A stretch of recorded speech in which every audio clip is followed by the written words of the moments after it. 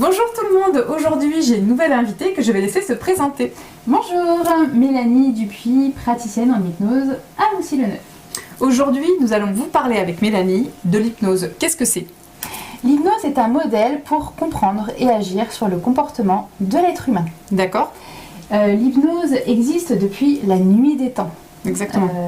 Le mot hypno vient du grec ancien sommeil.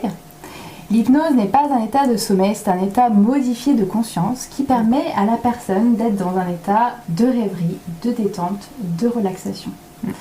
L'état modifié de conscience permet à la personne de sortir de sa réalité extérieure pour rentrer dans sa réalité intérieure et pouvoir agir sur ses comportements, définis bien sûr par un objectif. Donc la personne a un objectif et souhaite transformer sa réalité. D'accord, donc elle vient avec une difficulté, quelque chose sur lequel elle a envie de modifier dans son quotidien qui lui pose problème. Exactement. Et toi tu l'aides à travers cet état de conscience modifié à travailler avec ses propres ressources, c'est ça? Alors il n'y a que dans cet état modifié de conscience où on va travailler avec l'inconscient que la personne va s'autoriser à faire de réels changements. En fait, on pense être conscient, par exemple on va être conscient d'avoir une phobie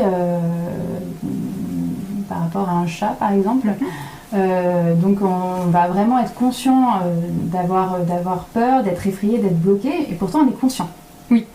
Alors qu'en hypnose, on est dans cet état modifié de conscience, on pourrait dire qu'on est inconscient, qu'on n'a plus accès à nos repères extérieurs, mais en fait c'est faux, on est plutôt dans un état d'hypervigilance. Oui. Et grâce à cet état d'hypervigilance, on va justement pouvoir travailler sur des mécanismes qui se sont mis en place inconsciemment.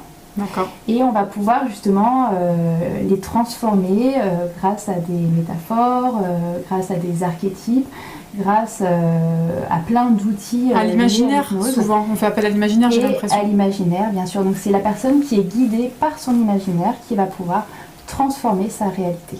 Avec l'aide de l'hypnothérapeute. Avec l'aide de l'hypnothérapeute. Donc l'hypnothérapeute est simplement un guide pour l'hypnotiser. D'accord, très bien. J'observe que beaucoup de personnes ont peur d'être manipulées lors de séances d'hypnothérapie. Est-ce que c'est possible ? Alors c'est tout à fait normal parce qu'on a entendu beaucoup de choses sur l'hypnose. Je pense que maintenant il faut vraiment démystifier l'hypnose. Il y a l'hypnose de spectacle qui a fait beaucoup de tort à l'hypnose thérapeutique. C'est vraiment deux pratiques totalement différentes. L'hypnose thérapeutique n'est pas là pour faire le kangourou ou des pirouettes aux personnes. On est simplement là pour transformer justement le quotidien de la personne selon son objectif.